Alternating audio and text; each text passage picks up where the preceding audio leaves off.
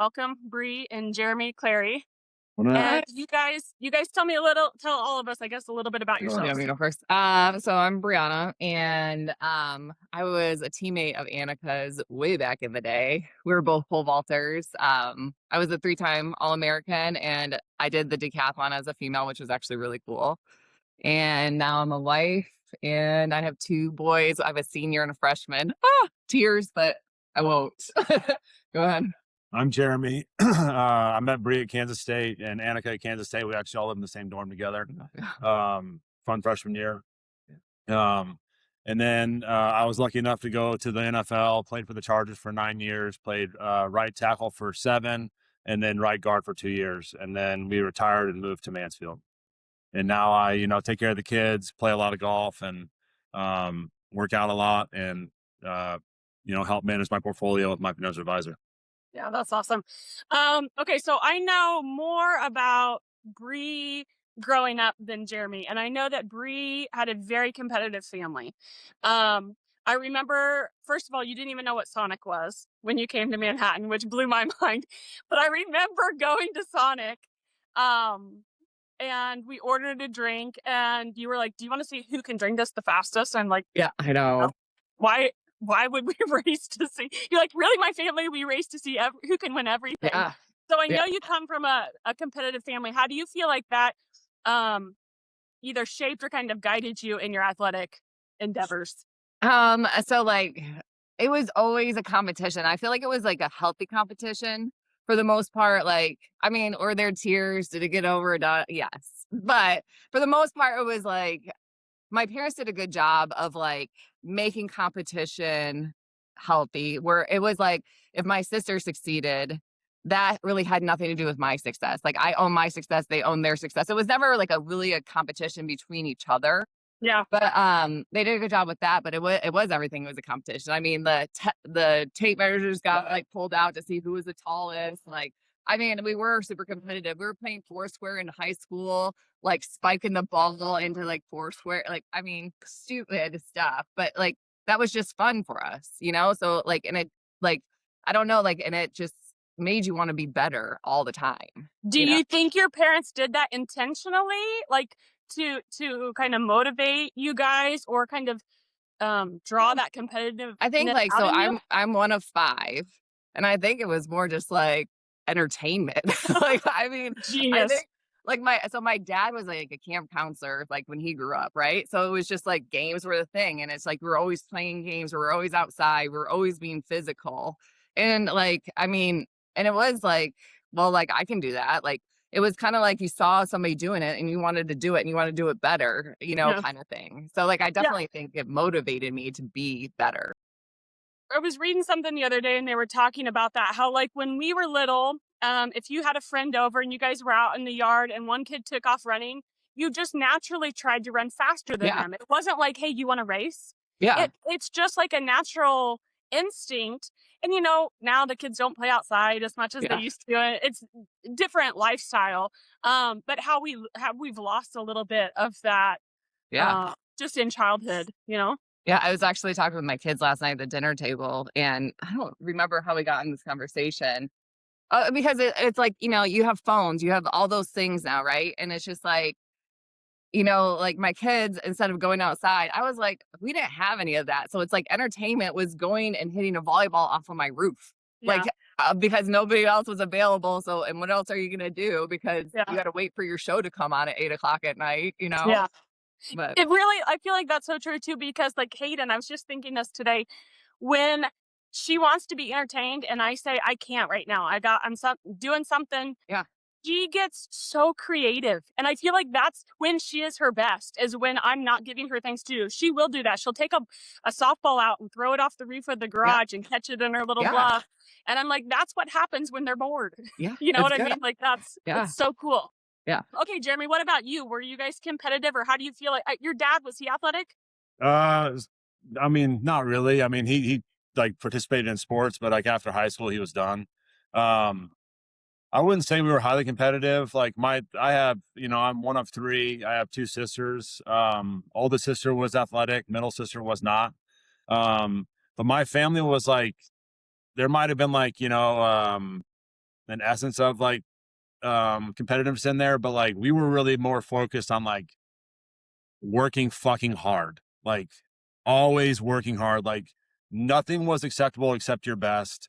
Like, Yeah. um, like even like with like grades in school, like if you got a C, they, you know, it wasn't like, oh, I'm disappointed in you. You need to work hard. It was like, you know, the question was this your best effort?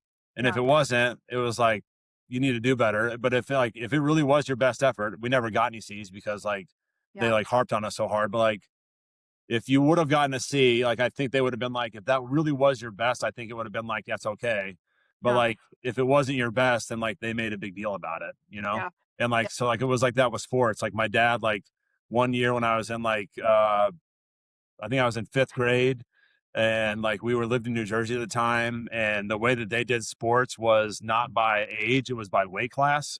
He was on team And grades. I was big. And so like I was a 5th grader and I had to play with 8th graders. And Wow. like we went into like Trenton, which is like, you know, a inner city, like Yeah. hardcore, like, and like I played a kid that was like 300 pounds and I was in 5th grade. I was scared out of my fucking mind, you know? And like, I came off the field and my dad grabbed my face mask and he was like, I'm a busy man. Don't fucking waste my time. If you're going to be scared, like, don't, you know, you can't play this game. Yeah. And, you know, kind of stuck with me ever since. And it's just like, you know, they just expect me to give everything I can, regardless of win, lose, or draw. It's Yeah. like, as long as I'm trying my best and doing my best, then like you can live with the result, you know? I know I catch myself thinking, I wish kids understood that we really just want them to be happy and successful. It is, I mean, I told Bowen this morning. I don't care if you strike out or if they hit every pitch you throw, as long as you are doing your very best. That's really all I care about.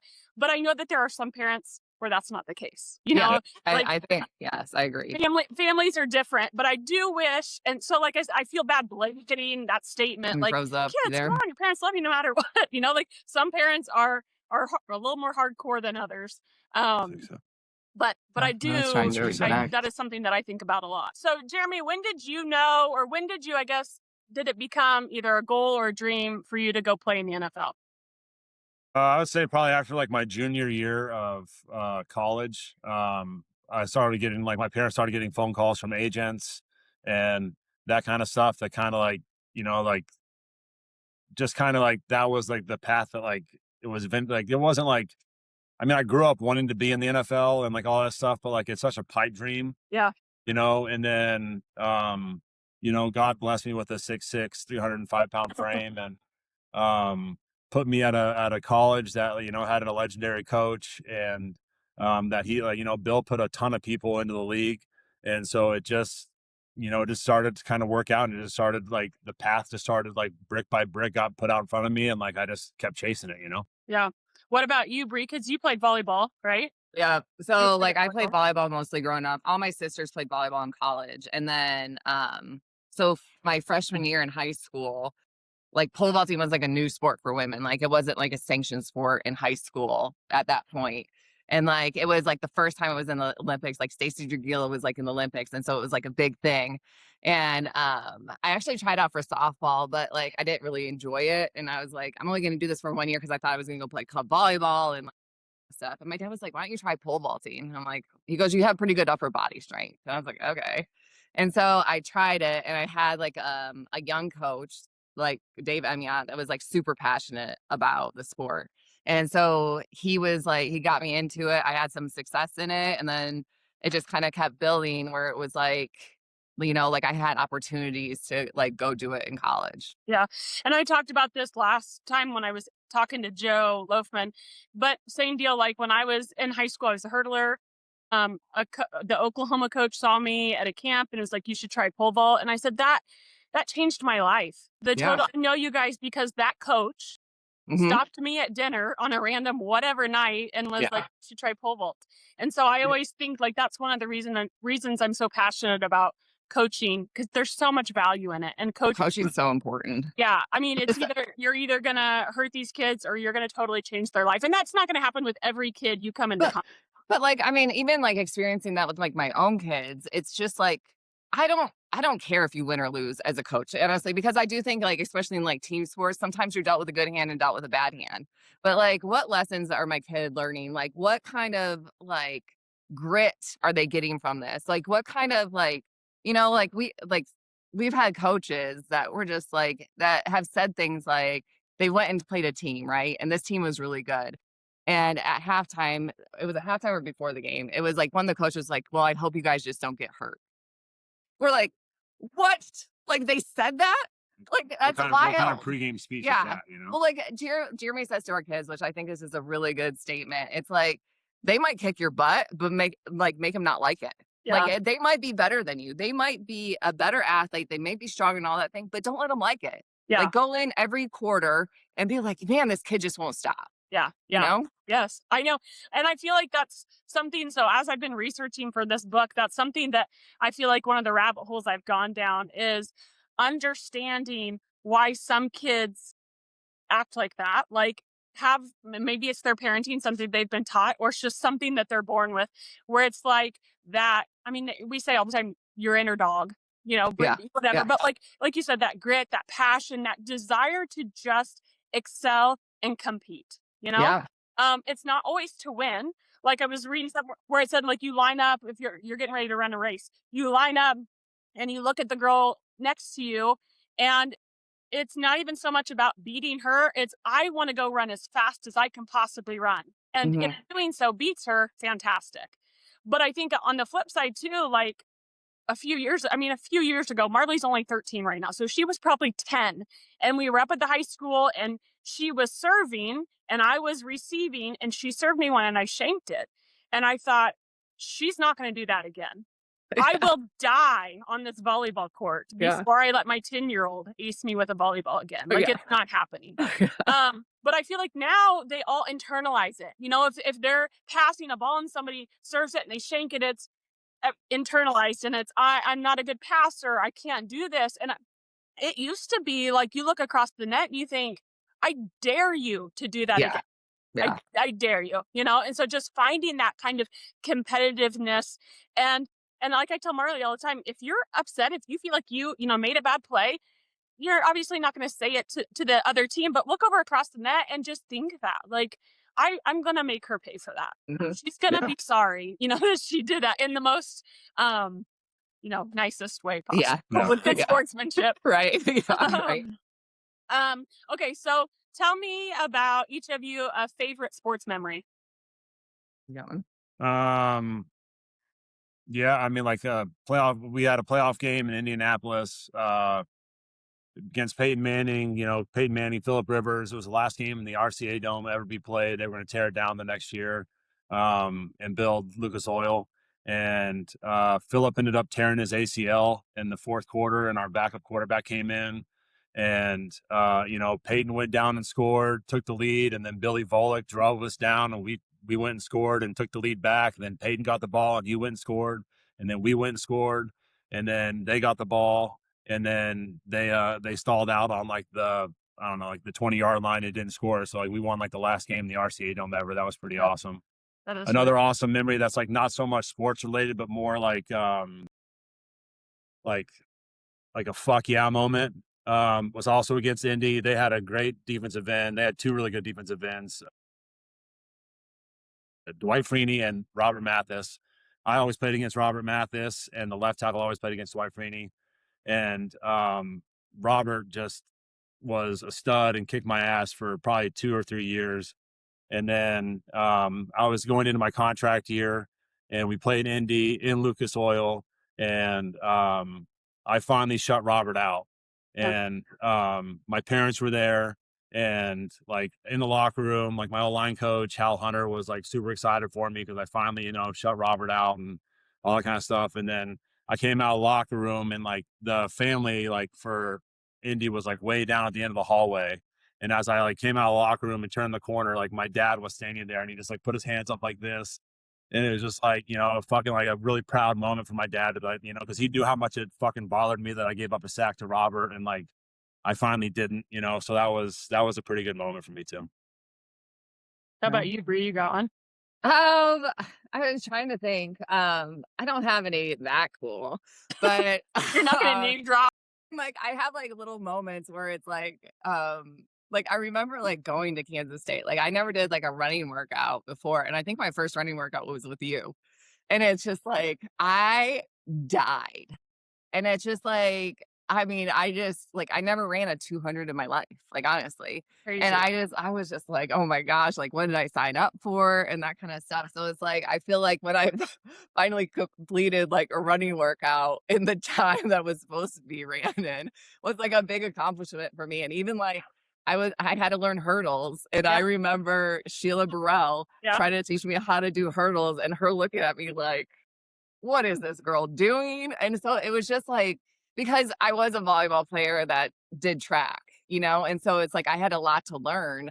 And it was kind of intimidating at first. And just I think overcoming those obstacles are Yeah. like good memories for me because I'm like, well, anybody can do it. Like, you know. What about, like, tell me, it could be your favorite coach or just a coach that you feel like really had an impact on you and how like what that impact was. Oh, there you go. I feel like I had like a bunch. I picked up like, I mean, like a lot of strength coaches in the football world. You spend a lot of time with them, and so like Coach Obercrom at like Kansas State, like he always worked the offensive line. I spent a lot of time with him, and like he had like a little chip on his shoulder that he always kind of like made us fight against that. So that was a big like that was a big coach for me. Obviously a legendary Bill Snyder instilling things in us about like discipline and work ethic and competitiveness and sportsmanship and all those things. So he was big. And then getting to the league, again, strength coaches. Like I had Redmond, who was like Chris Redmond. He was a fucking awesome old scruffy dude. He's the guy that like has like, you might kick my ass, but you're not gonna like it. That's him.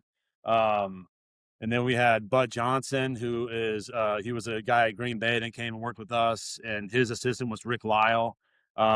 We spend so much time with those guys, and like you're working out, and like working out always sucks. Like I tell my kids, like it sucks. You got to embrace. You got to fall in love with that shit. If you can fall in love with that, then like you can go so far because like that's the hard shit. Like Yeah. if you're like if you're a student and you don't want to be an engineer or whatever, like and you can fall in love with studying and tackling something that you don't understand and have no clue how to do it, and you can fall in love with that process, and then once you figure it out, like then it's like that's where like I think that's where you get successful, and that's where like you see the hard work paying off and all those kind of things. And then last coach Hal Hunter was my rookie year offensive line coach. He was assistant line coach. I got cut by the Chargers, and when I got cut, he was like, hey, you're going to stay here on the practice squad. And he's like, you are my project. Me and you are going to work every day. You're going to come out every day, 15 minutes early. And me and you are going to work. And not that like K-State wasn't a great program, but offensive wise, it was a speed option, veer option team. We go from having a quarterback like L. Roberson to having to protect Phillip Rivers. Great, amazing athletes, but completely different styles of play. And, so it's like I just passed pocket pro and all those kind of things. I just wasn't that good at it. And Hal worked with me and like, no bullshit. Every fucking day he was there ready for me to like work. And we did all those things. And then the next year I made the active roster. And then halfway through the year I started. So it's like, without like Hal seeing like the diamond in the rough and willing to put in like all those extra hours with me, like I never would have fucking made it, never would have had all these game balls and all shit. It's like Hal, like, Yeah. and like you also pick up things like Hal's mentality. Like Hal was a linebacker um, who like broke his neck and had a huge fucking chip on his shoulder. And like he like projected through us his fucking toughness. And like he demanded us to be tough motherfuckers and like to take no shit from anybody. And like it was just awesome to be in his space, his classroom, and his environment. And like with the 5 guys we had at the time when we were the Chargers, like we all stayed together. All 5 of us were there for a long period of time until we all started to get hurt. And it was just awesome to grow up together, grow up in Hal's room, and like learn from him, take his mentality, and like like absorb all that, and then get to use it. It was incredible. Yeah. And so what do you feel? I mean, he sounds amazing, but what do you feel like? What was it about him that you feel like had such an impact on you? Was it the So way like he so coached like the thing? Yeah. him him being a linebacker, right? It's like his dad was an O-line coach, so he had like presence in that, but like Hal was a technician. Like it wasn't like some O-line coach was like, hey, just go out there and kick ass. And like, it doesn't matter like where your second step is and all that stuff. But like Hal was like, we fine-tuned everything. And it was like, here's your first step. Here's where your second step needs to be. When your second step gets down, this is where your hand needs to be. And like, I had never been coached like that, to like that amount of like finite detail of like all the technique. And even like the pass pro, it's like, like everyone is taught kick and drag, kick and drag, kick and drag. And Hal changed that for me. And like, it was, he wanted me to end on my outside foot all the time. So like, cause like, that's where your contact always happens when you're taking a pass set. It's always on your outside foot. So like, if your outside foot isn't down and I'm going to punch, then my hip is going to be weak. So then I'm just going to get opened up. So it's like, just those little details of working on stuff and focusing on things that like should have been probably like innate, for me by that time after playing football for 12 years, but it wasn't, and so it's like just focusing on those little details and then, implementing them and seeing them fucking work and being like, oh shit, like, Well, I this think guy's fucking I right. think his like expectation for you and not allowing you like anything less too. Like I think it's like he was a perfectionist and he like I mean, if you didn't play well, if you weren't doing what you were supposed to do, it's like he didn't let it slide. You know? Like, like one game, like I remember like, um, we were in like O-line meetings and like he's just chewing my ass out. Like he's, every fucking play he's talking about this step and that step and my hands and like all that shit, and then like I go in and I'm working out afterwards and he comes in and he like works out and he was like, he looks at me and he's like, man, I thought you played really good. I was like, oh, were you just in the fucking meeting I was in? Like you were chewing my ass out. But it's like, he was constantly pushing me, constantly pushing all of us in the room to be the best we could be. And, also, I mean, I played with, guys that like Nick Hardwick and Chris Dealman and Marcus McNeil, all Pro Bowlers. So like I was always chasing guys that were better than me, and so I always had the carrot was dangled out further than I could fucking reach it. And, Yeah. but um, I'm also a stubborn prick and like I'm willing to keep chasing the damn thing I know I'm not going to catch. Yeah. Yeah. No, that's awesome. Um, and we'll kind of talk about mental toughness down the road, but just because you said that, like I want to touch on it real fast.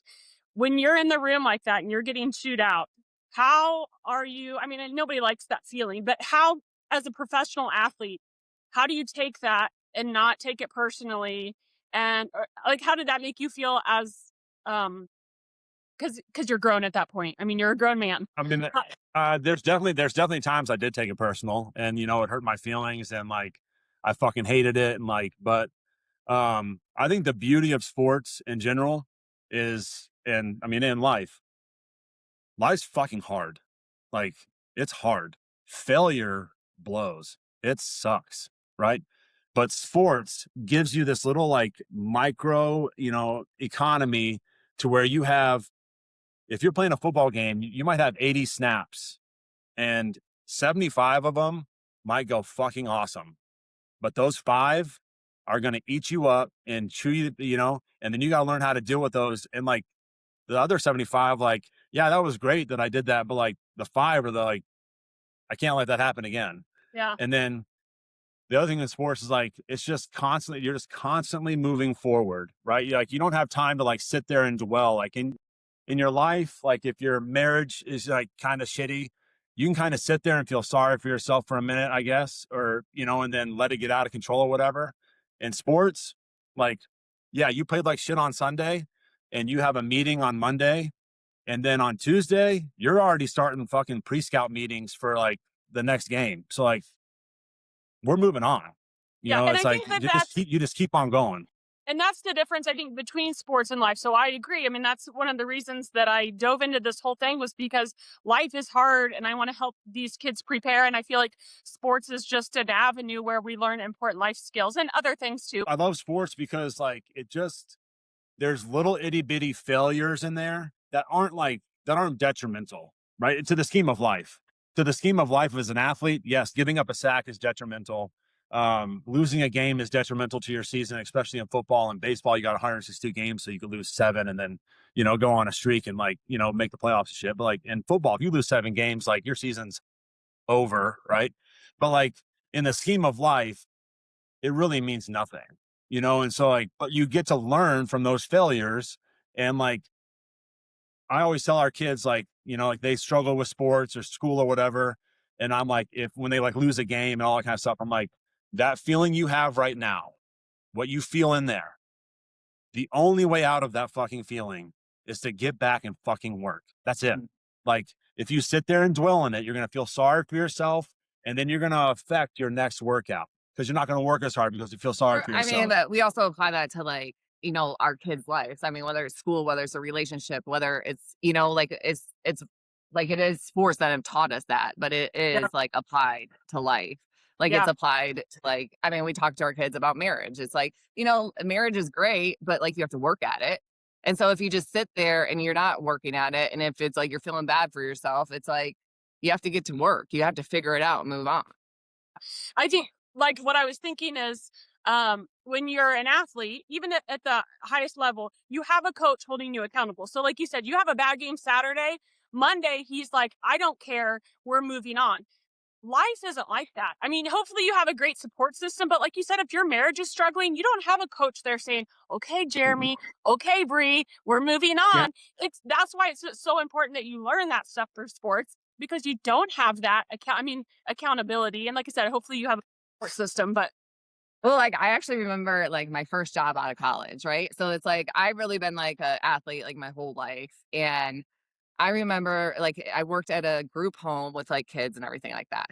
But like I'm used to feedback from my coach every day. I'm used to like, hearing good, bad, and different or whatever.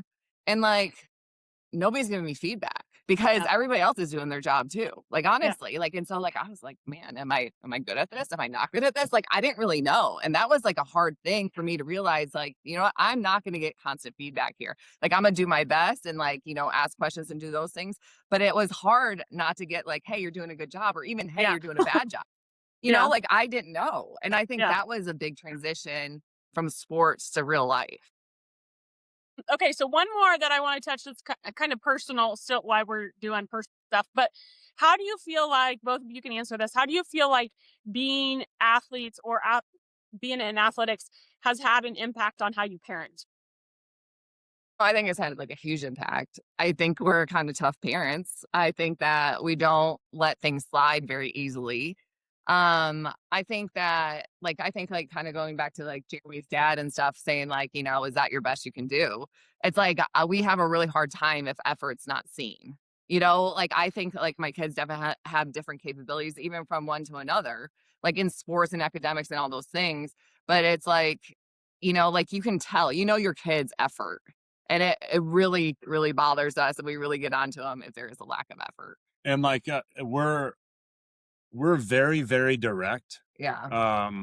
almost harshly direct sometimes. Like I think like our oldest jokes around with us about like, we're not very sympathetic, because like it's like, like, oh, he's hurt. It's like, are you Are like, you hurt? Are you like injured? There's a get difference, back, you're you know? fine. Like you're, we all like they always say, like, we always just say, oh, you're fine, you're Yeah. fine, but like in football, like everything is filmed, like everything is filmed. It's always on film. So like when you fuck up, we're all going to sit down in a meeting and watch it in an hour. So like you might as well just like fess up to it and own it. Like Yeah, we tell our kids, own your shit all the time. It's like, I don't care if you mess up, if you're like being an idiot and you broke something, like just say like, hey, I broke it, and we'll be like, hey, we'll address the problem and we'll move on. But if I find that it's broken and then I say, hey, who broke this? And you say, I don't know. And then I find out it's you. Now we have, now we have problems. Cause like because you can't, like in sports, like if you're lying and you're trying to be deceitful to protect your ego, yeah, then like then like in a football game, you only have 60 minutes to figure it out. Right. And so if you lie about a play and you said, oh, I picked that guy up, or, that guy didn't slant across my face. And then you go watch the film and he slanted, now the coaches have wasted 15 minutes saying that, oh, he didn't slant, and then it's like, where like now you can say, oh, he slanted, I missed it. But hey, let's run that play again. It's good. I just messed up, Yeah. and then it's like you save yourself 10 minutes of bullshit to like, and now you can advance the game plan, Yeah. What about leadership? I guess tell me what you think leadership is, or qualities of a good leader, and then somebody that was a good leader. It could be somebody you played with, or a mentor, or a coach, or whatever in your life. I mean, one of the best leaders I've ever had is Philip Rivers. He is a genuinely wholesome, awesome human. I don't think I've ever met somebody as pure as Philip. He is competitive as hell, but does it in a manner where it's like, like I've never heard him say one cuss word, and I've been around Philip for the last 15 years of my life. He's just an awesome competitive guy, and like he's just so pure, and he turns into like a little kid when he's out there competing, and it's just fun to watch, like a guy that, I mean, he has so much knowledge, he has so much competitiveness, he just like, and he like lets it go for a little bit, and then like afterwards he's like back to business and grinding and trying to figure, like, how can we make this better, how, and he's just constantly working with the coaches and what he saw, and he's like Rain Man, he's like a savant, like he just sees shit, and he's just like, he's unbelievable. He fucking cares about you. He genuinely cares about you as a teammate. Did that mean he didn't make fun of you? Absolutely not. Did it mean he didn't like do competitive things to make you work harder and make you feel bad or push you? He absolutely did. But like, he genuinely cares about me. He would ask me about Bree and my family and my kids and all, he's a great person. He was a great leader, competitive. He made other people better. He made me better because I wanted to uphold his level of competitiveness, even though sometimes I didn't feel like I could match it. I would push myself to be able to like be close to his level because I didn't want to let him down, because I knew it mattered so much to him. Yeah. I saw something the other day that said that basically, like, what makes a great leader is not how you lead, but how much better you can make the people around you. Yeah. Yeah. What about you, Bree? I think Coach Vaulter was a big leader for me, like, and kind of in a almost like a different way. Like, I think he had high expectations. I think he had a great program to like help you succeed and stuff like that. But I almost liked how calm he was. Like, it was never like if I jumped good or bad or I ran faster. Like, it was just like it was calm. Yeah. It wasn't like always emotionally charged or anything like that. And it's like, I knew his expectations. I knew like what he like wanted out of me. And like it was just like he made me feel like I could do it, Yeah. and like I think he made people feel like we worked as a team, and like it wasn't like competitive with each other or anything like that. It was just like, this is what we're gonna do, and this is the direction we're gonna go. Yeah, I agree. I mean, he was very calm in that way. You Yeah. didn't see him high or low a whole lot. Yeah.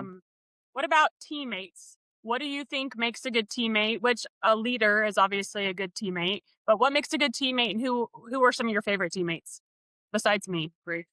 I know. I was like, is this a truth question? No, but you were a good teammate. I mean, like, we roomed together, we did a lot together, and it was just like, we shared like personal stories and all those things. And it's just like, I think a good teammate is like somebody who is supportive, somebody like that's there for you and your personal stuff, like, I think like even he was saying about Philip, like he genuinely cares about you. It's like, like genuinely caring about your teammates, like caring about you. Like even to this day, it's like, I want to know how your kids are doing. I want to know like those things. And like going through it at that time, I think it's like uplifting, and like it's, I don't know, like it's caring for your success too, as well as my success. And I think a lot of people don't realize that like everybody's success, like, gets you there, Yeah. kind of thing. Yeah. Yes. I think, I mean, I think I think every teammate has their own, like their own role, their own fit, like some of the teammates I really enjoyed were the people that worked really hard. Yeah. And, that like pushed me to like be on their level of working hard. I had teammates that like pushed me on like levels of toughness. Like, I can out tough Clary. Like, no, you won't, you son of a bitch. Like, I'm tougher than you. Yeah. Um, and then like I had ones that were more compassionate and, made me like think like, oh man, maybe I should like ask somebody about how they're doing in their day instead of just being like, talking shit and making fun of them. Be like, bro, you all right? You good? I know you had a bad day out there. I heard the coaches yelling, you good? I wouldn't say I did that a lot. I probably should have. But I think it's like a good teammate to me is just anybody that pushes you to be better in any aspect, whether it's sports related or it's like humanity related or it's competitive, just whatever, just anybody that like you can pick up and draw from that like makes you better. Yeah. What about I once again, like, I know this about Bree just because I was with her every day, but discipline. I feel like she was very disciplined.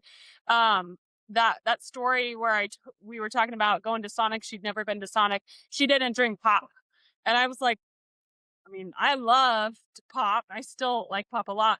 I like it She's like, too. yeah, not that big of a deal. Like, I don't need it. And she's like, plus, like, I kind of had I think maybe you had something going with your siblings, like a rivalry. Like, I bet I can Yeah. go long Yeah. than you without pop or whatever. And so I just thought, like, how cool is that you're that disciplined and you're not, just be like, yeah, that's fine. I'll have one. So just talk a little bit about discipline. Like when you were competing and then now post competition, like in real life, what's your discipline like? I think like we were really disciplined when we were like in college. Like honestly, we didn't drink really. Like we didn't do any of those things because it's like I knew I had a Saturday practice. I knew that like, things were coming up that were important to me that I wasn't willing to like deviate from. And so like it was like I liked the structure. Like I liked going to practice, doing my best, like showing up the next day. Like I think both of us, I can speak from this, we like the grind. Like and so that created discipline. We like that feeling. We like the day-to-day effort. And so like honestly now in my life, he's way more disciplined than I am. Like working out now, it's like he's getting in the gym and I'm like, okay, I'll get in the gym. Like, he's way more disciplined in it. Like, he's always been more disciplined than I've been even. I think in high school, like I was lucky enough to have like my best friend Buddy Roberts who like fought in the UFC for a couple fights. Um but he's a great human. He's a good person. He loved to work out, like loved it, right? So he just wanted to grind and learn new things all the time. And so I hung out with him all the time. And so like I kind of like just picked up on that. And like that's when I learned to like fall in love with like the grind and fall in love with the suck. And like it was like I just love to always work out and make myself a little bit better. And like so it was so easy for me to be disciplined because it's like this is what I got to do. Like there's no option. Like, do I want to like at K State? Like we had to get up at 5 o'clock in the morning and go work. Did I want to do that? Absolutely not. I was tired as hell a lot of the times, but it's like that's what I'm expected to do. Let's go grind and work out, and then go to school, and then go back and do drills in the afternoon. It's like it's just what you're supposed to do. Yeah. I didn't know any different, and ignorance is bliss. And so it was just like I just kept working. Yeah. And I'm not implying we're talking about discipline. I'm not implying that is the answer to this question. But what do you feel like separates a good athlete from a great athlete? I think it is enjoying the grind. I think it's showing up day in and day out and working and doing your best day in and day out. And granted, like some of those workouts do suck and it's not your best and like you have crappy days, but it's still you got better because you showed up and you did it. And it's just like I think that I mean like not why like the quit's just not in you. It's just like you I don't know, like it's just like you can't stop. You just keep moving forward. It's like the carrot's been dangled out in front of you, and it's like you just want to get to it. And like the only way to get there is work and the grind and like the suck. I think all great athletes um, are never willing to accept the status quo. Yeah. I can never stay the same.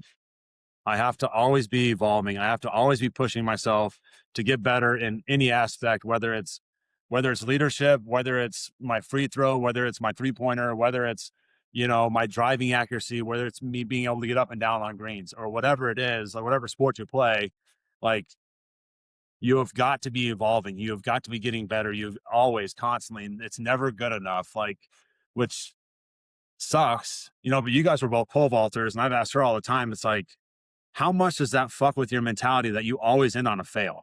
Like, Yeah. you Yeah. always end on a loss. Like, that's gotta suck. Like, even if you PR, right, that day, like, and then you like push it up another inch and you don't get it, you're like, oh, what an idiot. Like, couldn't, get another inch? It's like, I feel like that would be like tough, but like, you're always chasing that next high, that next, like, if I can just get this much better, if my pass, I can just be a little bit better. If I can just find a way to work my hands just a little bit better, Robert will never get a sack on me. I'll be able to stop Von Miller. It's like, it just always got to be evolving something better. Yeah. Those are excellent answers. Okay. So let's switch gears a little bit and talk about nutrition. I remember in college, Bree and I getting our BMI tested and doing DEXA scans and getting scalded if our, body fat percentage was a certain mark. The fact that it was printed on a piece of paper, your name was highlighted for everybody to see was not the most fun thing. And then Jeremy would come home. Jeremy would come home and eat like 4 ice cream sundaes to try and put weight on. But there's so much more like information at athletes' fingertips now. But what is something that you've learned about nutrition, or something you feel like kids understood about nutrition and the value of it in athletics? The thing I learned is how important protein is. Yeah, I was gonna say like kids nowadays, like, I mean, our kids are terrible too. Like, I mean, they're kids, so they do it, but like, they're crushing fruit snacks and like all this high fructose corn syrup and all this shit. It's like, and then like, you eat 3 like packs of fruit snacks and you're still fucking starving. But if you would go like crush like half a chicken breast, you would be pretty full, and like, you wouldn't want anything else for until dinner, but like, they just want like cheap, easy snacks. But like, if you just like can dedicate yourself to the protein for like, like Greek yogurt and protein powder in the morning, like that's what I like to have for breakfast. And like, you stay full for a long time, like you can get a good workout in. Now, like, being an offensive lineman and a football player, you got to eat a ton of food, and it was gross what I used to like do. So it's also easy to be disciplined now, because like I had like, 31 years of my life with like a free for all, just like, crushing Taco Bell and getting to go eat dinner, so it's easy to say like, oh, I shouldn't have that sleeve of Oreos, because I've had infinite numbers of Oreos in my lifetime, Yeah. I don't know. I mean, I was along the lines of like protein too. I think honestly too, like what really helps like us now, or like as an athlete, even like with my kids and stuff, it's like we try to like meal prep. It's like, our kids are bringing like pre-made meals that we're making at home to lunch, instead of like buying lunch at school or like doing that kind of stuff. I think if you have easy access to healthier foods, you're more likely to grab them. Not that you always do, but I think like, like if you don't have the cookies in your house, you don't eat the cookies in your house. It's just, and like being disciplined on either the grocery store or what you're making, I think helps a lot. Yeah, but I think it's also hard to have like, it's hard to be disciplined when those like chocolate cookies are staring you in the face. Like, so like, just don't put 'em in the house. like our vice in our house is ice cream, honestly. Like like, I mean, we were talking about this the other day. It's like, if there's ice cream in the house, you're like, I'll think about it multiple times a day. It's like, that's my first thought in the morning. It's like, ooh, can I have it? And so it's like, you buy it. And like, I think too, it's like with nutrition, it's like, realistic staying with something is having the ice cream every once in a while. It's not having it all the time, but it's like, I think it is having it. Like, you can't be so restrictive where you're not living. And like, I think it's like, you can have it, you just can't have it all the time. And so you try to make, I've tried to make like 80% of my choices pretty healthy, but like, I'm gonna have ice cream too. Yeah, I would say like, we don't ever diet. Like, we're like never dieting. It's just like, you just try to like have a little bit of self-control and like everything in moderation. Like, I play golf. I drink beer when I play golf sometimes, almost all the time. And it's like, it's like, but I still work out really hard. And like, if I don't work out, then I probably wouldn't drink, it's like, just, you kind of go back and forth of like everything in moderation. If you work out too hard, you're going to hurt yourself. If you eat too much, you're going to get fat. So like, just, balance What it all out. about recovery? Like, what was that like for you guys both, when you were competing? And what does recovery look like for you now? It looks different for sure. Takes a lot longer. Way longer. Like, I wish I could go back to my 20s and recover like I did.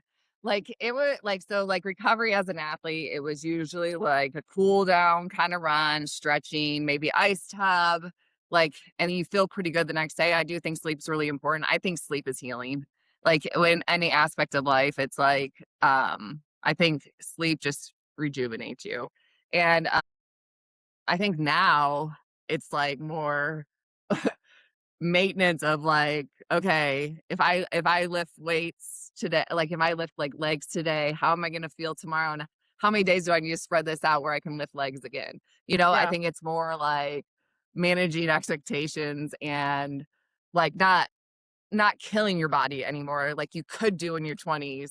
Yeah. That like it just, Yeah. I think it's, you know, Like as when I was competing, like yeah, I mean, I was a hot tub, cold tub junkie. Like I couldn't get in them enough. Like I got in them before I work out, got in them after I worked out, got in them before practice, got in them after practice. Um, like nutrition wasn't my strong suit ever, probably.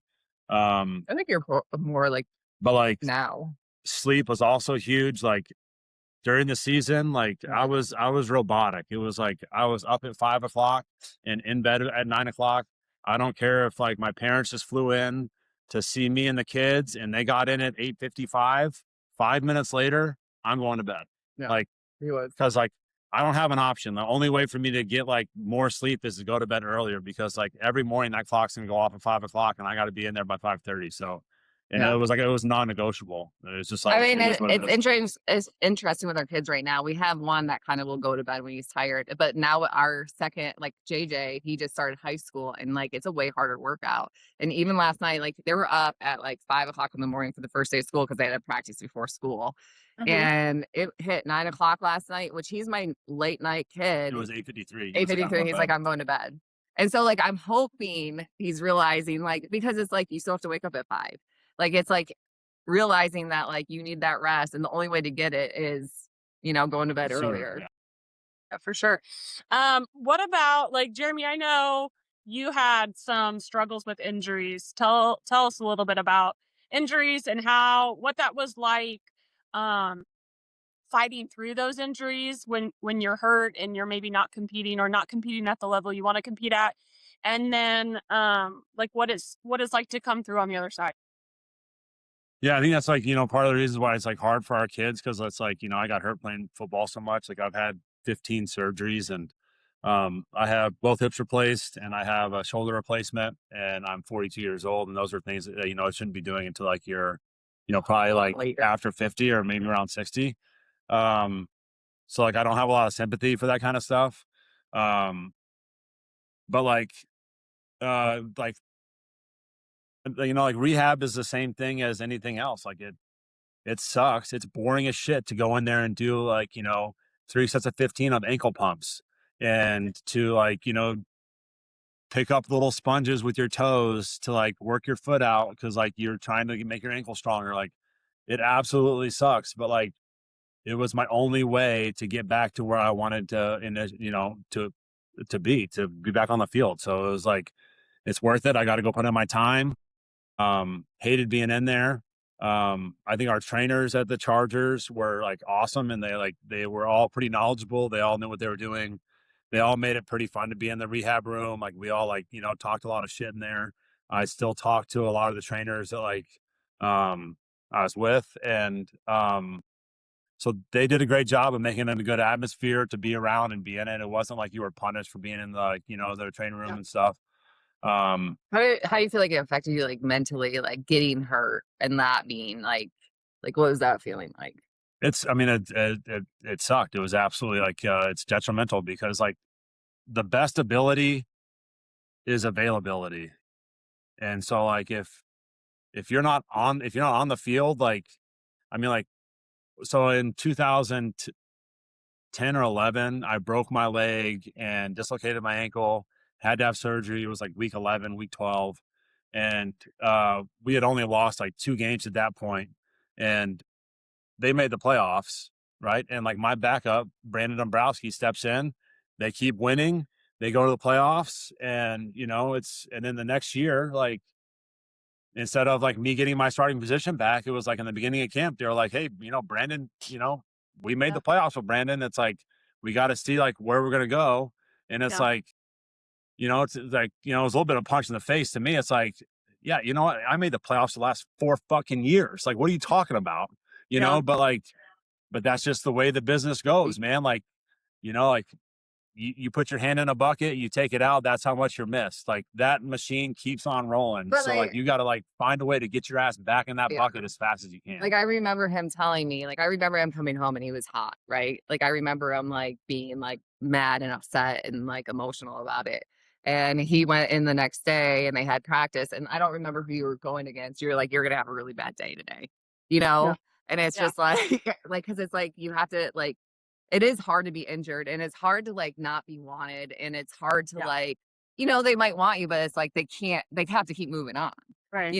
and so it's like you feel like you're replaceable, you feel like there's some insecurity there of like am I good enough to come back, are they going to replace me, are they and it's like but I think it's like you have to get into the like do your rehab, you have to like show up day in day out and still do the things to like hopefully get your spot back, to like make like some of the intangibles that you have show up with.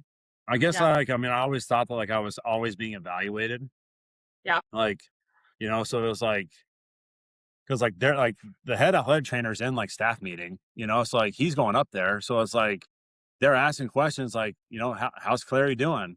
He's really attacking this shit. He's working hard. If they'd have been like, he's not showing up, like, he showed up 30 minutes late today.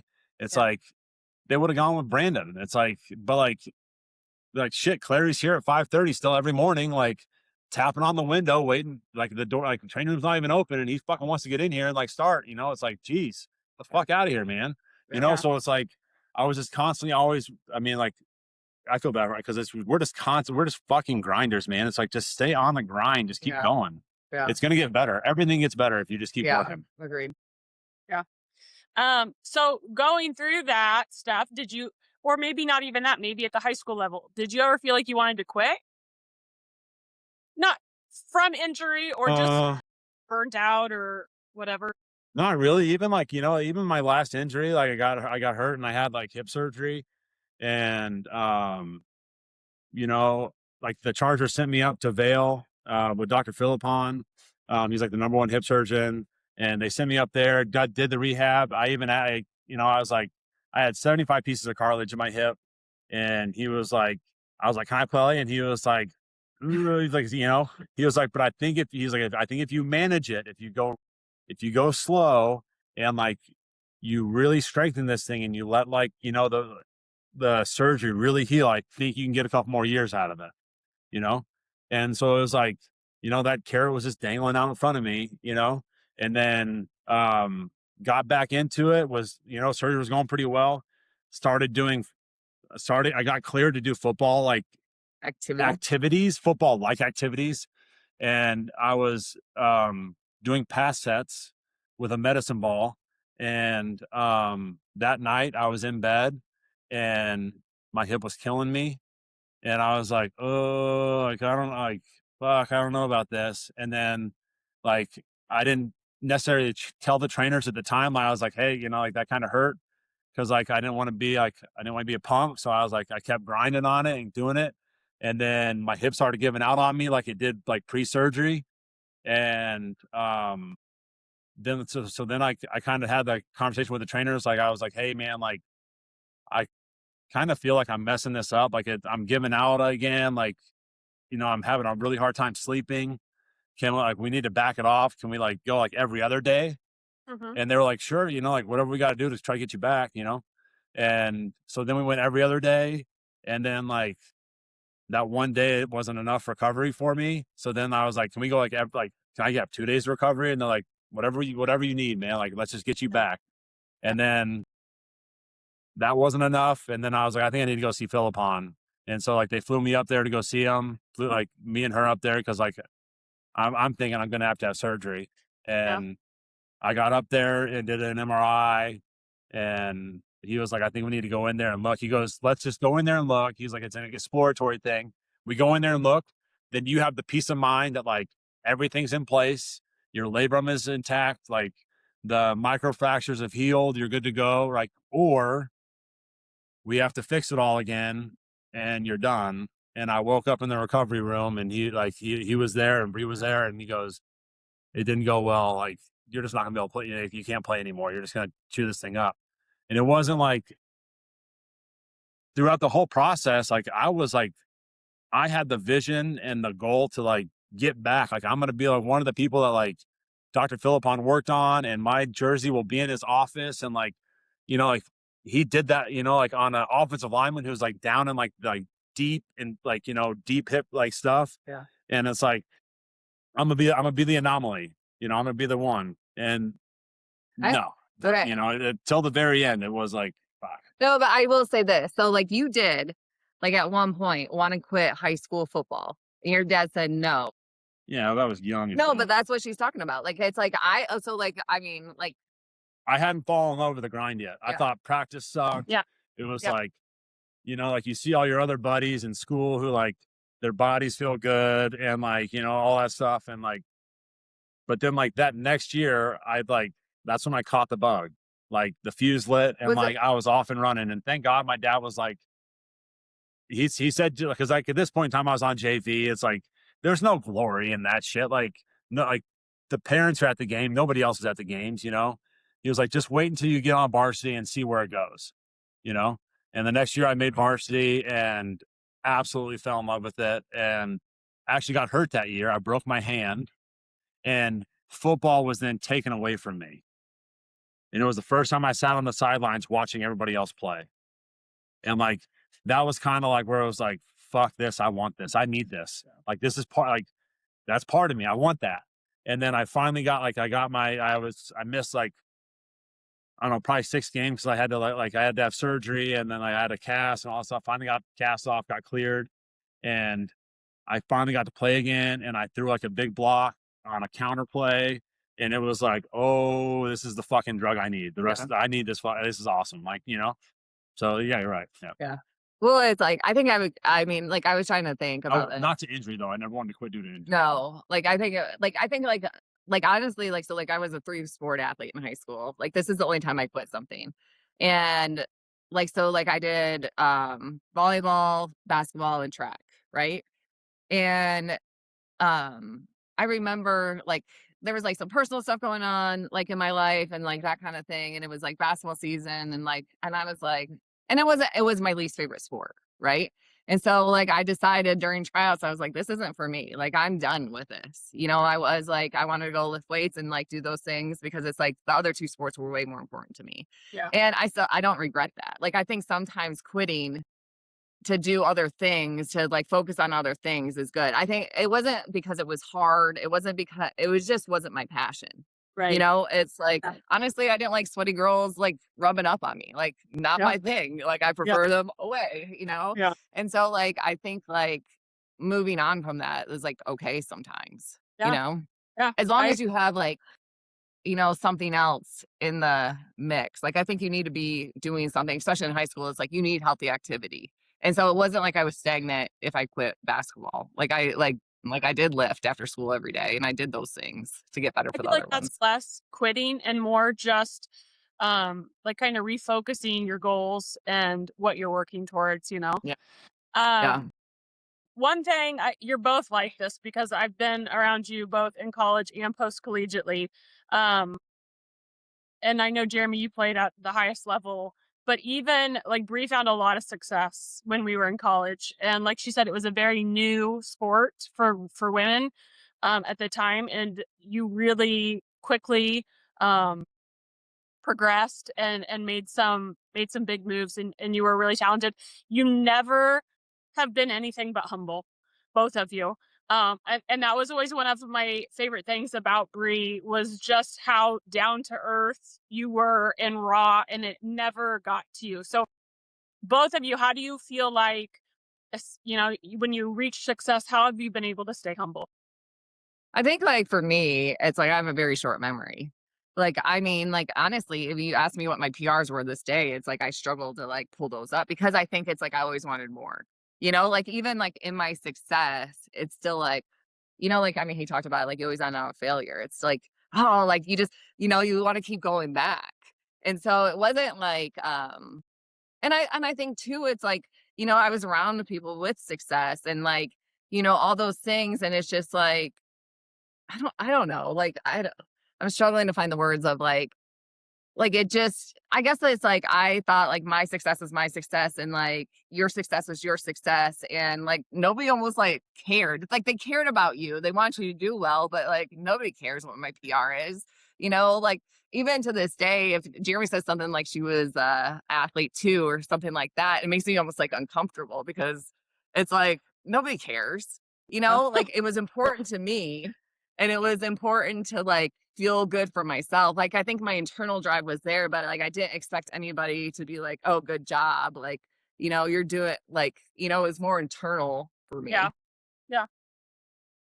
I think for me, it's like I said it earlier, like you know, 85 plays and 80 plays in a game, and like those 5 plays haunt me, like Yeah. haunt me. Like I tell Brown all the time, like you know, I played 9 years in the league. I don't feel like a success at all. I don't feel like I made it. I feel like I failed because I had terrible games. I gave up sacks. Didn't make Pro Bowls. Like I focus. I'm a negative. I'm a negative self talker. I wouldn't recommend this for Yeah. anybody. But Don't. like that's why I was so into the fucking grind of it all. Is because like I had to get better.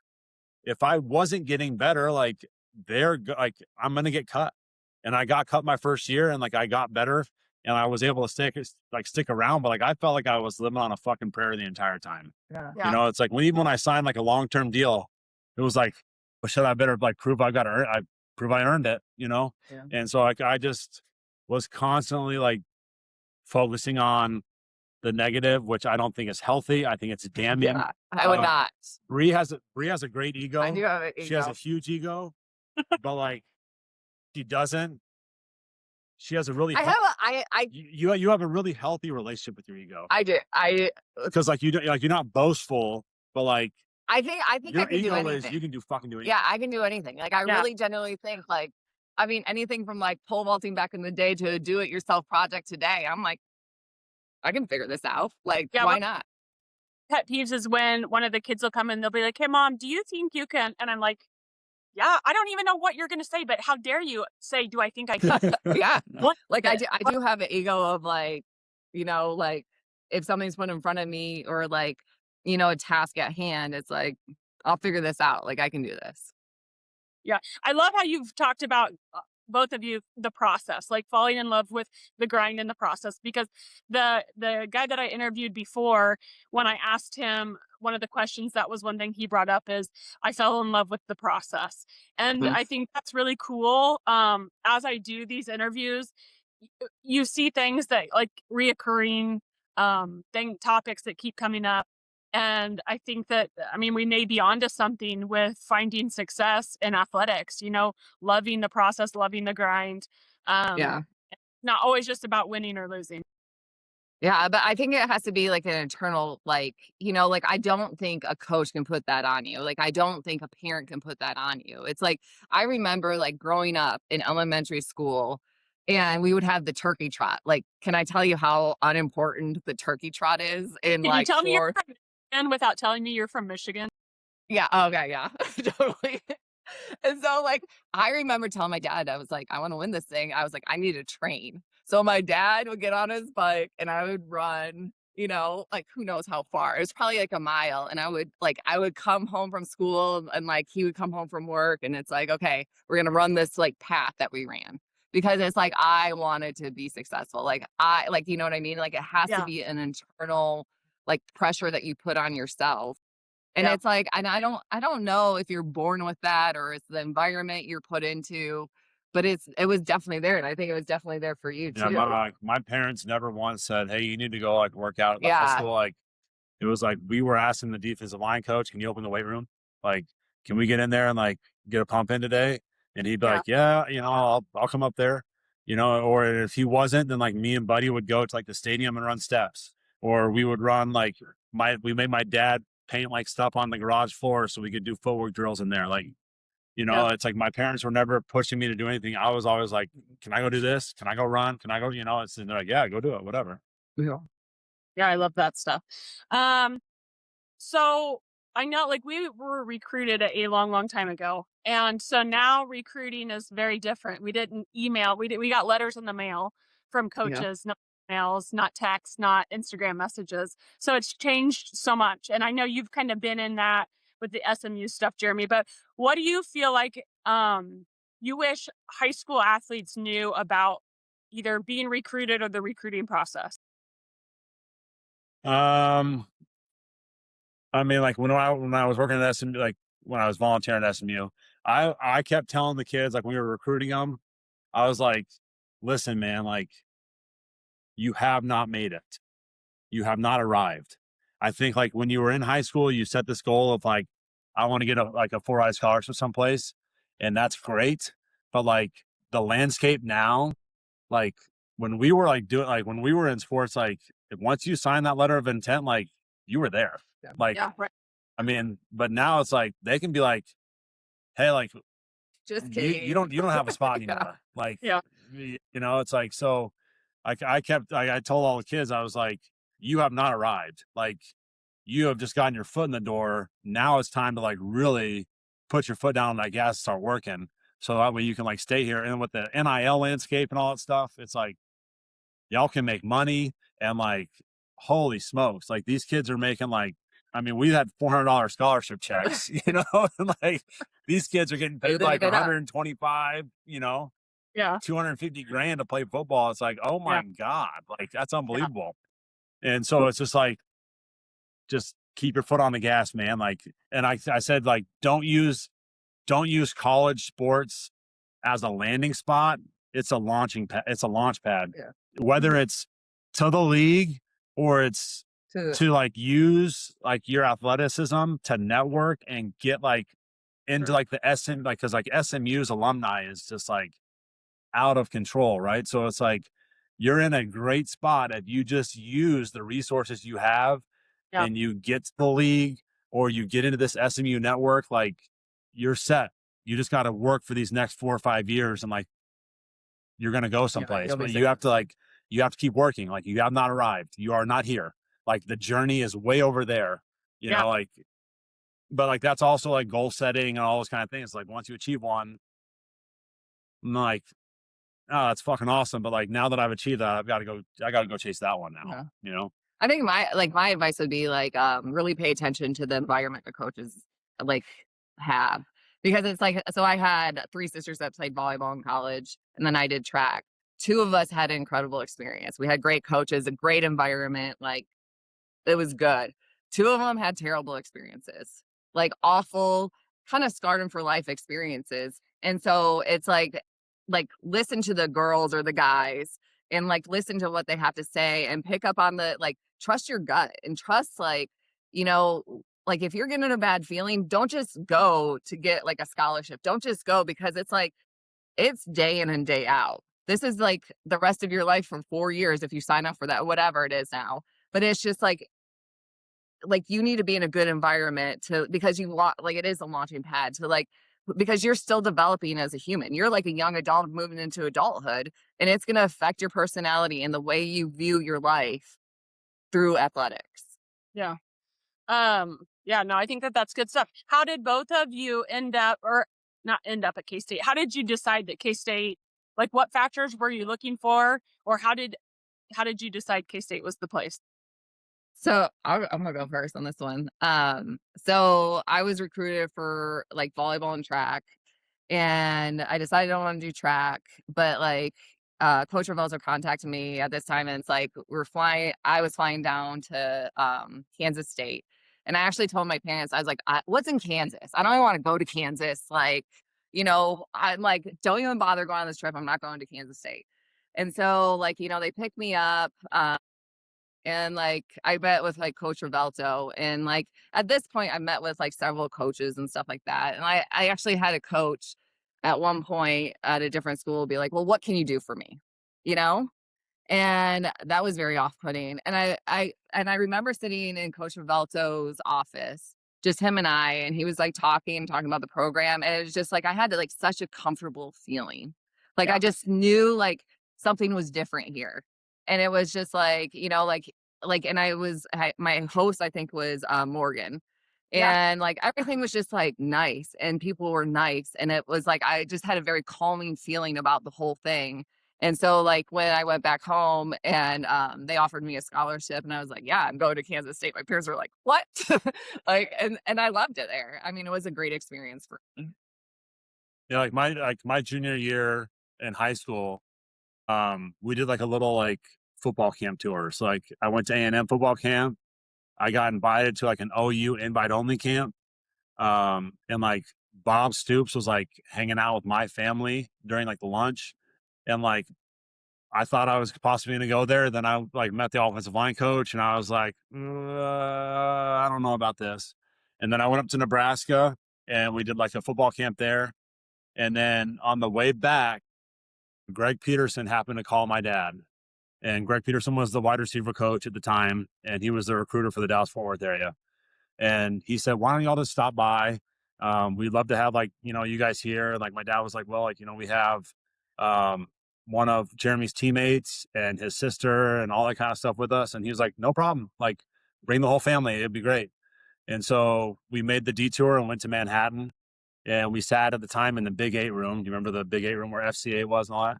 And we sat in the Big 8 room and we sat in like the U-shaped couch and we like my whole family was in the U-shaped couch and Bill came in and they had a chair set up inside the U. And Bill came in and like I just felt like I was like sitting there talking to like my grandpa or like somebody like that I didn't even know you and I was looking up to him and I was like it just felt really comfortable and like saying like it just felt like this I think this is it. Like this is, and then through the whole recruiting process, it just like always like every time I talked to him, it just felt like and like Bill preached family and work ethic and just like I mean Things you could I build like I family. mean I probably had a billboard on my head like say work ethic and say like family and this kid's going to be eating out of your hand and like it just fucking worked. Like I just bought into it and then it just always felt good and maybe there's some divine right because it's like like I want to go to you or whatever and then like and she was like, never fucking Kansas State, like, no Yeah. way. And then we both choose there. We meet you and, like, y'all don't know, but like Annika lived, like, I was the second room in, Annika was the first room in on the girls' hall.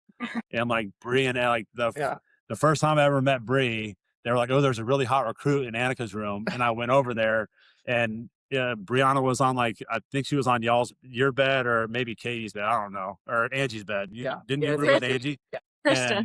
Kristen. And Kristen. Yeah. and I walked in and I was like, fuck, yeah, that girl is hot, And then the next semester, Breezy like moves into like the room right next door to Annika.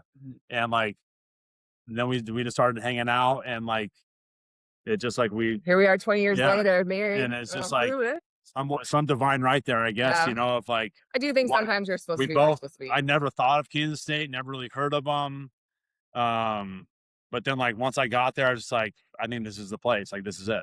Yeah. Yeah, I tell recruits a lot too. Like, if we're recruiting you, we obviously want you to come compete at Benedictine. But if this isn't the place for you, it's not going to hurt my feelings if you say I'm going somewhere else. I don't want you here if you don't want to be here. It's not Yeah. fun Yeah. for. It's not fun for you. It's Yeah. not fun, So Yeah, yeah, I think absolutely. just feeling comfortable and feeling like it's home because it's going to be home for 4 years. Yeah. Yeah. I think advice for the recruits too would also be like, make sure you have the relationship with the coach that like you think is going to be beneficial because like you are going to spend a lot of time with that coach. Mhm. And like, if you don't like that coach, You're not gonna like your life. you're not going to like your life. Yeah. So it's like, I mean, I just think it's like, that's a really big, cause like It's like your I don't first think- real working relationship. in high school, like you only spend like maybe 2 hours a day with your coach, and like when you get to like college, like you're spending like 6+ hours a day and it's like, if you don't like that person, it's going to be rough, And in high school, you don't get to pick your coach. College, you kind of do. I mean, Yeah. get to kind of pick. So yeah, choose wisely. Yeah. You know. So hopefully, the coaches are being honest and being real with you, and Yeah. so because I know some kids say they were totally different on my visit than when I got there. And I think that happens. Um, what do you wish that more current high school athletes knew about competing either at the college level or the NFL just higher beyond college? I think like for me personally, like I remember in high school, like I was pretty good for in Yeah, Michigan, yeah, right? And I remember going to my first like national meet and I was like the bottom of the barrel, right?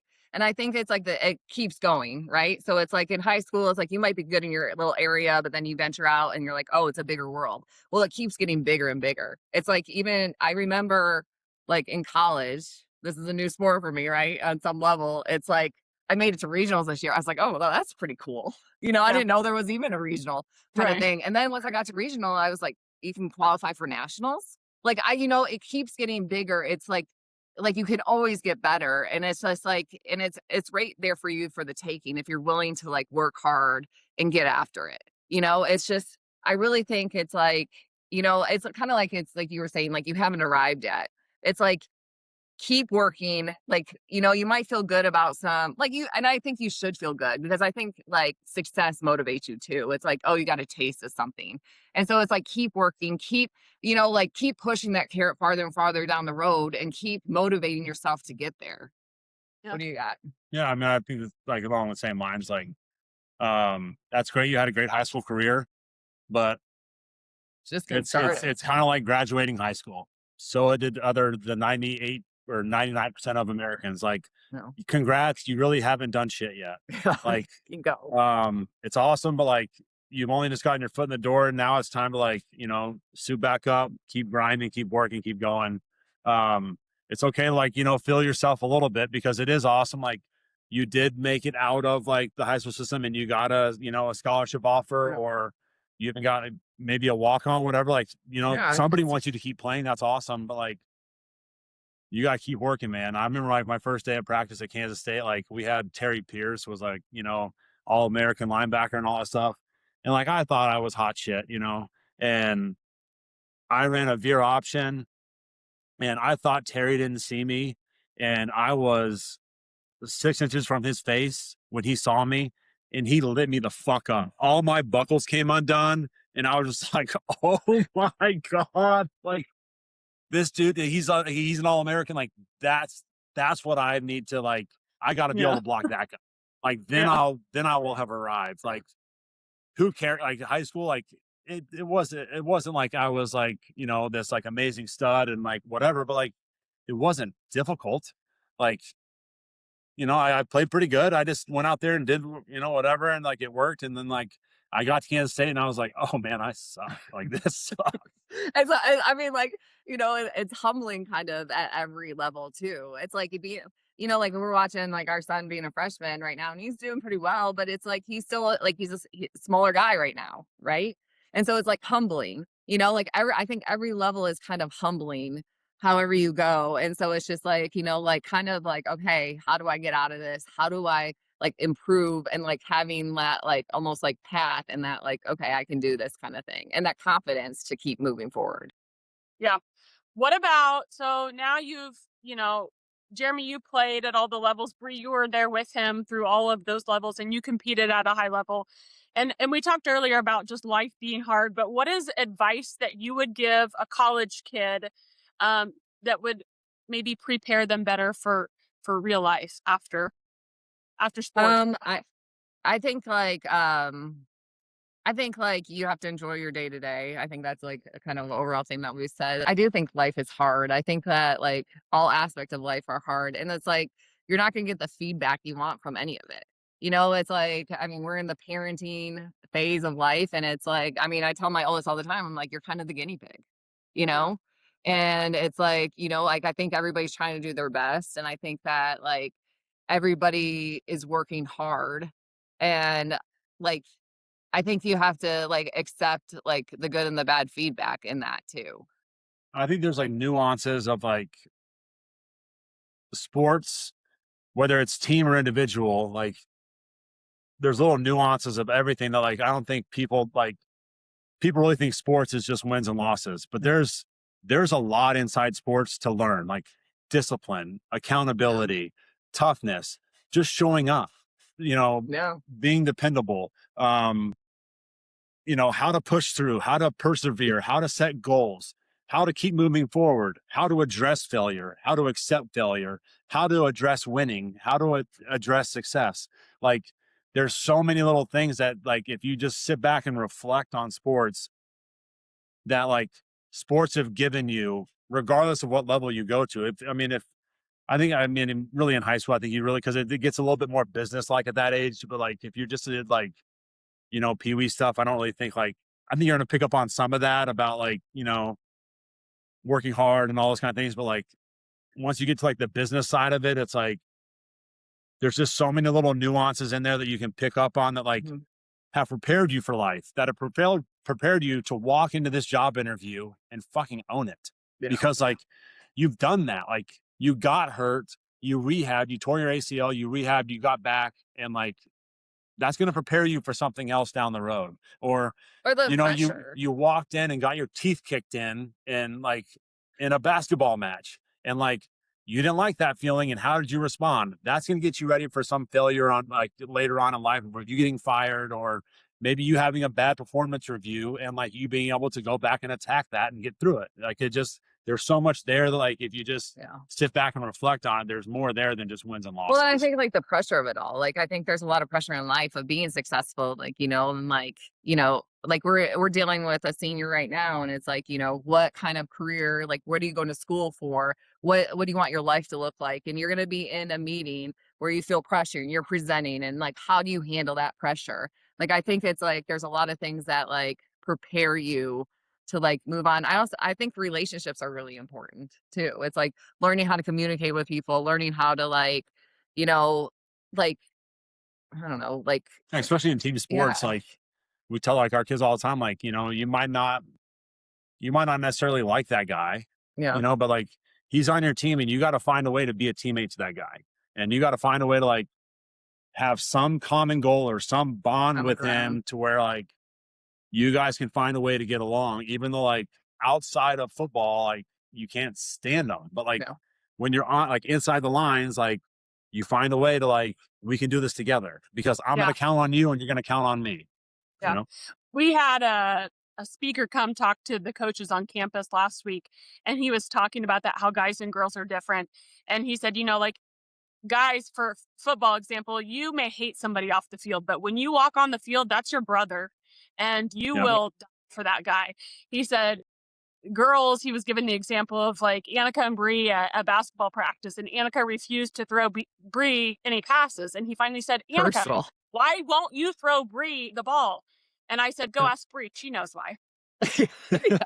I mean, like, it is different. Like, I mean, like, I don't know how, like, that's just how girls are and guys are, It's like, even the other day, like, Cannon was telling me there was like a fight on the football team, like between two guys.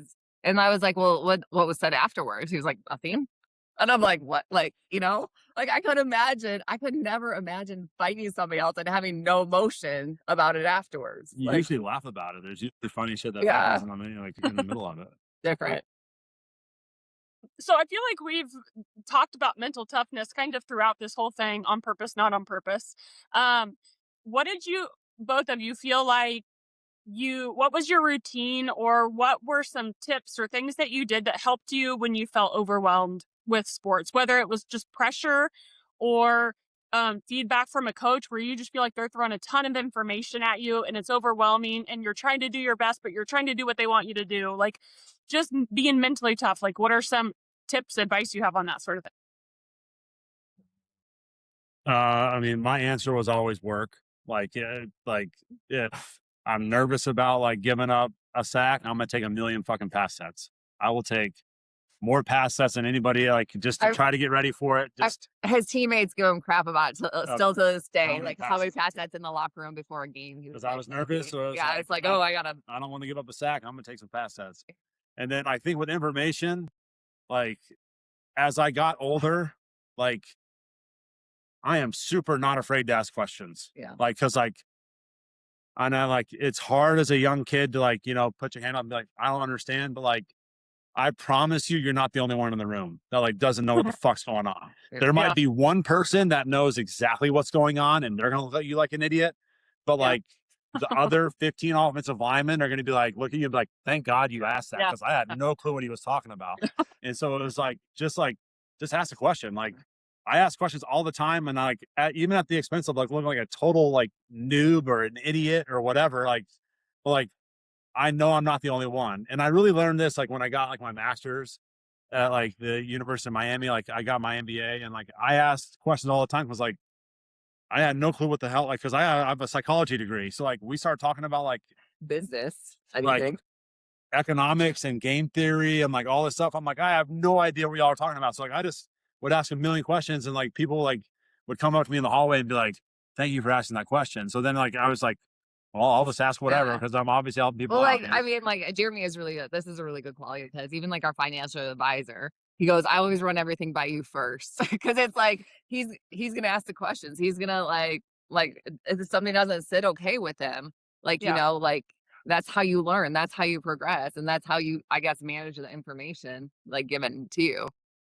For me, for like the mental toughness, it's like as the pressure builds, like competitions got tougher and tougher. For me, I remember like every night in bed, like I would like mentally visualize like what I was doing all week, like what I needed to work, like, like prepare myself mentally, visualize myself like succeeding, visualize myself like with a good plan for like whatever it was, like I mentally visualize. And that's probably how I would like fall asleep at night. Yeah.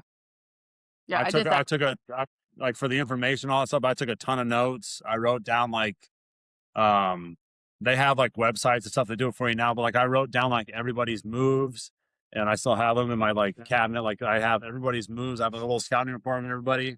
And so like, I just tried to know as much about them as I could to like, where like when I laid my head down at night, I knew like I did everything I could. Yeah. And I didn't really visualize a lot at night because then I would get like amped back up. Yeah. And so it was like, I would do it all throughout the day. I worked as hard as I possibly could. I studied as much as I could. Flip the switch, lights off, lights back on at 5 o'clock, get fucking back into it, start grinding. Yeah. Okay. So I feel like that kind of, is the end of the questions that I had, but I have a few more things that are just for fun. Favorite pre-game or pre-competition meal? I'm probably a sandwich kind of girl. You were a sandwich kind of guy because I would have to run out and get a sandwich before his game. And it was like, I don't remember, was it? But I only did that at home. My favorite thing pregame would be the night before a game. We would sit down and we would all like, it was probably a group of like it started off with like probably like 5 of us and it got to a group of like probably 12 of us or maybe 15 of us. We'd all sit down and eat ice cream. And we would talk shit and like ask random questions like, like, I mean, how do you wipe your ass? Do you fold or do you crumple? Yeah. And then like we would make fun of each other for like how they did it and be like, like, and then it'd be like, oh, you're definitely a crumpler. It's like, just out of your personality. And or we would talk about like how you say pecan or pecan, or is it caramel or caramel? Like those conversations were so funny. And like we would just eat. We'd crush ice cream and just laugh with each other and make fun of each other. That was like my favorite pregame like day. It was like all of our work was done. Tomorrow's going to be the big test, but like we've already done it all. Like there's nothing else we can do. Sit back, kick your feet up, laugh with each other, and like get ready to fucking go work. That was my favorite. I like it. What about, who was your favorite athlete growing up?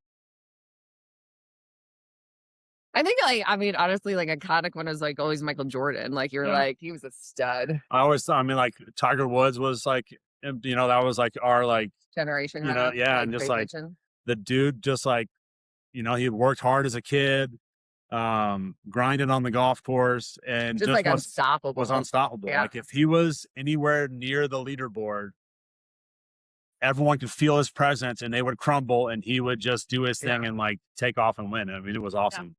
Those people are so fun to watch. What about, and maybe this, you just said yours, but favorite team tradition that either high school or college or pro or whatever? I don't know if we like, I can't think of a team tradition that I necessarily had. Like, I mean, I loved our like trips with like our spring break trips, and everybody was able to hang out, and it's like you're giving more per diem than you're like, ooh, I have money to spend, and kind of stuff like that. Those were really fond memories of mine. And I mean, and it was like you're gone to like Arizona for the whole week, so you like really got to know people, enjoy people, kind of thing. We also like would do like, I said like I was a hot tub, cold tub guy. We only had one hot tub, one cold tub in San Diego. So it was like, that was always a chance to like be rubbing elbows, Literally. figuratively speaking, with somebody like you weren't like, because like the locker rooms are pretty separate. Like the offensive line's over here, the D line was over there, the linebackers were over here, the DBs were over there, like Phillip was over, like quarterbacks were over here, tight ends, wide receivers over here. So like you're kind of separate, but like when you go get in the hot tub, like you're going to be sitting in there with a D lineman or somebody on the opposite side of the room. So it was like time to like talk to them, figure them out. And then after practice, we would cold tub and then get in the sauna. We call it the hot box. And the hot box is like where we would like spill all the tea. Like, you heard them say this and all that. I mean, and cause like there was a really small window on like the sauna. And like, it was only 8 of us to get in there at a time. So like you could just like get after it, talk in there, like spill the tea, and nobody would know what was going on in there. And then like, it just was so funny and awesome. And like, that was like really, so like, that would probably be like one of the more fun, like interactions of like, cause like, you never knew who was going to be in there, and you'd like open it up, be like, oh yeah, it's going to be a good day in here. Let's go. But I love both of those basically revolve around relationships. The people, it wasn't some memory or a favorite thing, was winning. And I know those are fun too, but it's the people you meet, the relationships you build. What sport would you do if your sport didn't exist? Would I be good at it? What would you like to? I play tennis now. I really like tennis. I think it's fun. I think tennis might be up there. If I could be really good at golf, I would be good at golf. Yeah, I'd pick golf. Golf's like easy on your body. It's always it's every time you play, when you're playing the same course, it's always a different hole, because like you might hit it over here this time, you might hit it over there this time. They move the pins. Being outside is always pretty and beautiful, and like, so like I'd pick golf. I could. What other sport do you drink beer and play at the same time? Yeah. Not very. Also true. Yeah. Jeremy's there. Yeah. One word to describe yourself. Shit, I don't know. I say I'm fun. I would hope it would be. I would hope it'd be tough or hardworking. Like that would like. That's what I would hope. Yeah, I would say those are both true. Biggest pet peeve. Like lying. Oh, I hate lying. Yeah, lying. Like lying. She made like, so JJ, our littlest, like it was COVID. And it was like the kids like ate like the whipped cream out of like. Hold on. No, it's just. But this is like, she hates lying. So like the kids ate the whipped cream out of the fridge. We asked JJ about it. He said it was our neighbor. He didn't know, or it was somebody else. And turns out it was like JJ, right? So like JJ is probably 6, 7, 8. Maybe, right? And like we have a golf cart in the garage, and I walk out, and Bria's sitting in the golf cart with her like legs crossed. And JJ's cleaning the garage. That was his punishment. I'm like, what the fuck happened? And she's like, he lied to me. And I was like, well, what's his punishment? She's like, he's gonna clean the whole garage. That little 6-year-old cleaned the entire garage. She sat on the golf cart. Like, he cleaned the whole garage. They don't lie to me. And then he had to like write down, I will not lie 100 times. Like, I don't like lying. She doesn't like lying. I don't like lying. Mine is laziness. Yeah. I hate laziness. Yeah. I would assume they don't lie to you very often anymore. Maybe if they do, they've gotten better about like covering it up. Do either of you have a favorite quote or saying? It's funny, like that a quote said to you, or something that you like. What'd you say to me yesterday? I don't know if this is my favorite quote. This is just the one in my head, because it was like, it was hard work pays off. It's a Razor Ramon quote. Yeah, it's a WWE quote. It's hard work pays off. Dreams come true. Tough times don't last, but tough motherfuckers do. That was in my head. I was like, that's pretty good. That's a good one.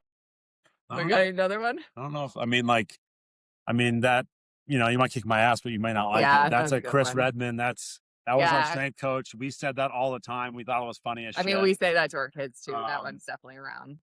but I don't know if that would be my favorite quote. But like, Yeah. I just No, always that's thought it was fun. that's a good thing. Yeah, I don't know. It's all right. That's good stuff. I feel like that's one of those things that's, like you said, sticks in your head forever. So Yeah. I mean, sometimes quotes are even hard to remember, but You're those right. little things like that, kind of for the rest of your life, you think of that and you share it with your kids. I guess One one of the last things thing- like that has also stuck with me is like Hal Hunter had a thing.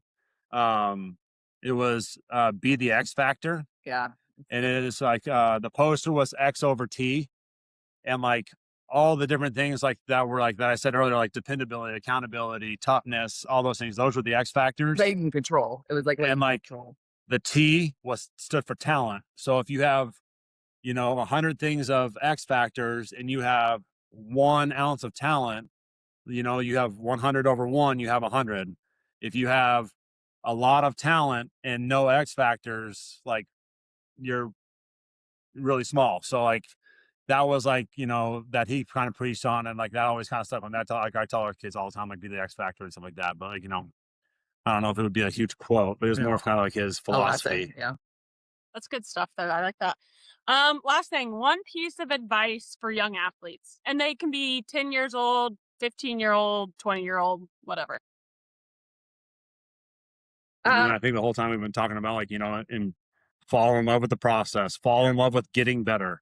Yeah. And the only way to get better is to work at it and study it and push yourself both mentally, physically, like you just fall in love with the process of learning, getting better.